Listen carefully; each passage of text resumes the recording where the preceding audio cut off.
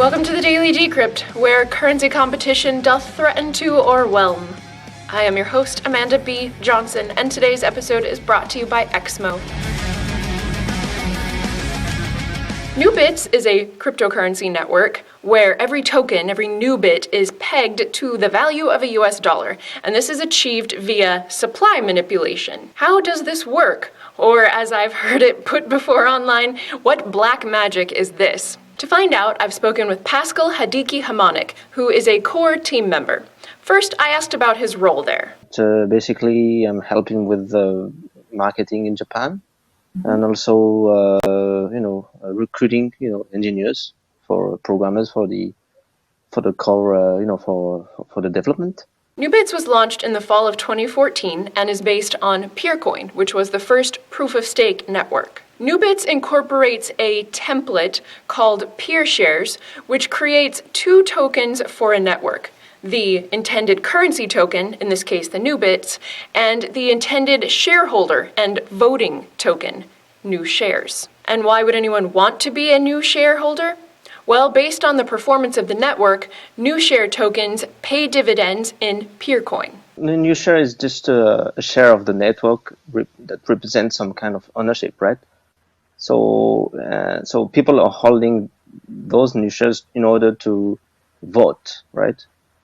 Let's say you have like 1% of the new shares, then you would have 1% of voting power, right? And you use that for voting anything. Like you can vote for grants, or you can vote for any kind of proposal that have a hash, or you can vote for transaction fees, this kind of stuff, or even parking rates, right? What's the parking thing? What's that? Parking rates, basically, shareholder can vote for it was it's not used currently. It's not used. It hasn't been used for 1 year because we have had enough liquidity to maintain the peg. But let's say that we see a decrease in the buy side liquidity, then it means that the peg could be in danger, and then we incentivize people to basically park the Nubits, freeze the Nubits into the blockchain, so that those Nubits are not on the market. And then people will get some reward for that. It corresponds to the parking rate. And just how does one become a shareholder, a new shareholder in the new network? In new, anybody can be a shareholder at least if she or he has 10,000 shares, new shares, which is not that expensive right now, because one share is I think it's 0.2 cents. So it's not, anybody can, with some little bit of money, can be a shareholder and can vote. So it's. In addition to the parking of Nubits to maintain the dollar peg, Pascal then went on to describe how new shareholders are also tasked with voting on budget proposals or making grants. They ask for grants, so they would ask for I don't know, depending on the job, 1,000 Nubits or 5,000 Nubits or even 20,000 Nubits for a project.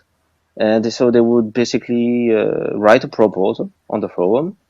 They would hash the text so that we have some kind of identification, and then they would wait for.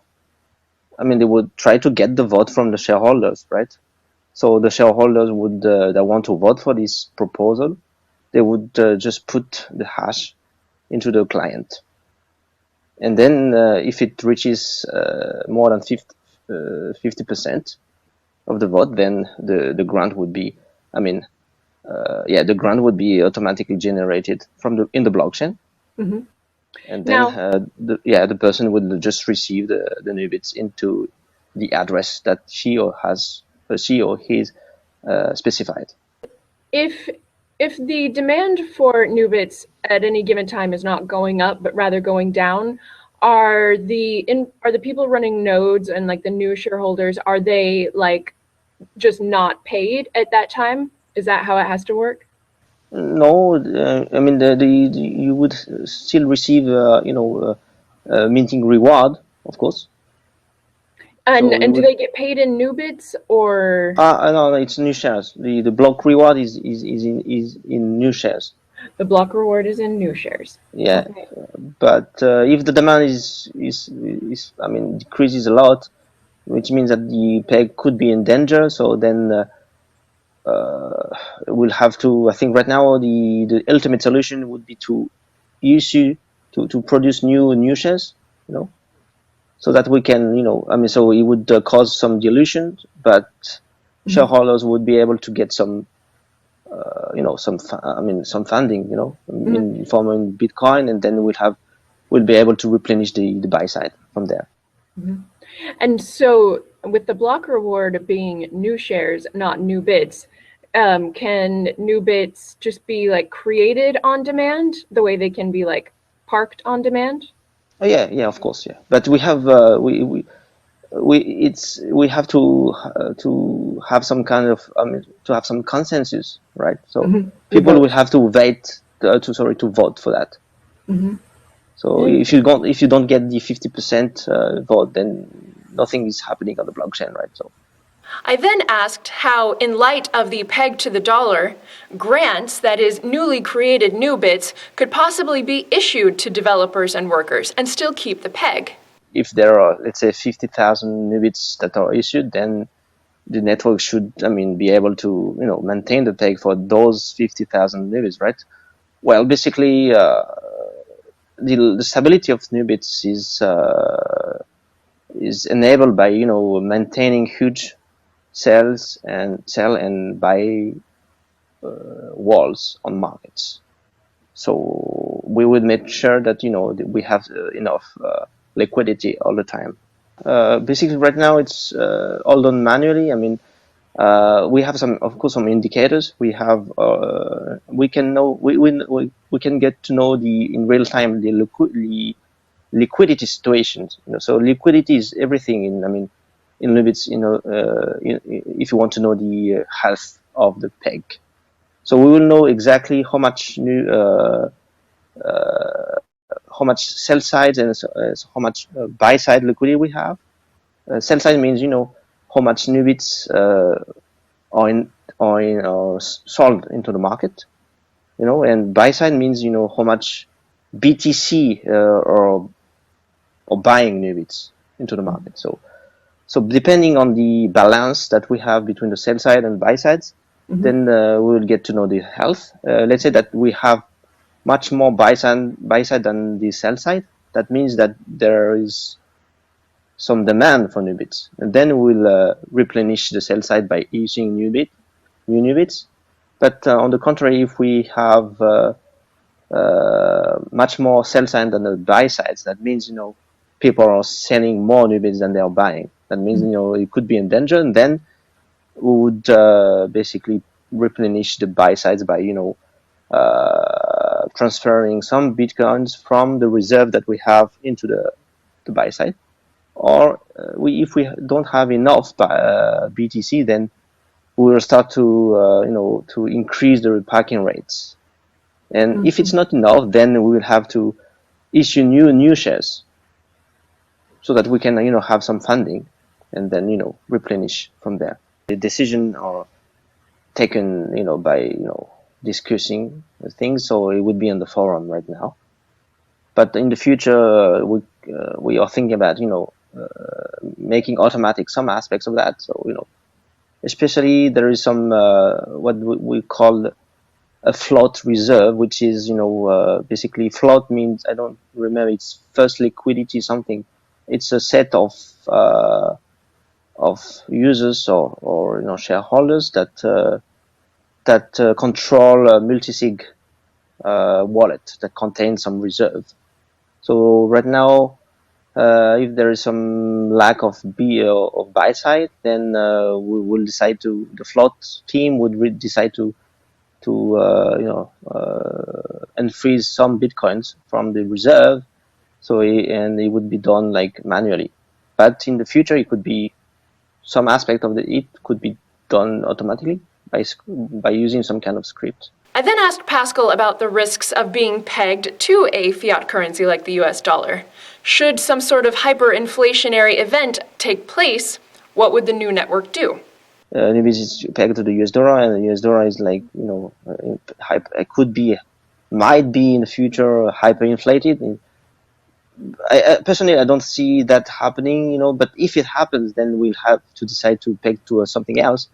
So we have plans to create new pegs, like to the yuan and to the euro, which could be also hyperinflated,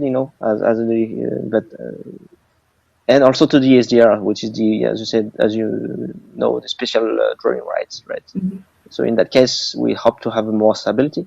But at the end, I mean, it could be also to something else, like a basket of commodities, or mm-hmm. as long as we have a way to have some mm-hmm. to have some external indicators of the price, then we could do that, right? And could you stay on the same network and just do like a fork, basically? Like it would be same blockchain, just fork it to track a new commodity? Yeah, exactly. Yeah, we can include new currency inside the blockchain. Yes. And in fact, pegs to other fiats via other networks is exactly where the new team is headed. Right now, I mean, we are renaming the Nubits the US Nubits. So because in the future, near future, we'll have the Chinese Nubits and also the SDR Nubits and the European Nubits. So yeah. So right now the NBT is being rebranding or renamed US NBT. All right. Well, thanks for your time, Pascal. And thank you for your time, Amanda. Yeah. All right. Best of luck to you. Thank you. Bye. Bye-bye. Today's episode is brought to you by Exmo.com, a fiat and cryptocurrency trading platform that's beginning a week-long Dash giveaway today. If you are a member of dashtalk.org and you have between 50 and 100 profile posts, send a private message to Exmo, and you'll receive X code in return, which can be retrieved for real Dash at Exmo.com. And dear Daily Decrypt viewers, I would like, if you would oblige me, for your music suggestions in the comment section today. I can't promise anything, and I am confident that some, if not many of you, have what I would consider to be poor taste in music, but I am looking to spice things up all of the time and would appreciate your input should you care to give it. Bye-bye. Today we've spoken with Alejandro Colorado, Alex for short. And I used to doing fiat to Bitcoin, and I was doing hedging. But it was always like this thing, like, well, I'm jumping in and out of crypto, and it would be great if you can just do it crypto to crypto. Because I'm only interested on the value, on the valuation of the coin. So when I learned about Bitcoin, Nubits, thanks to you. I was like, well, this might be a great thing.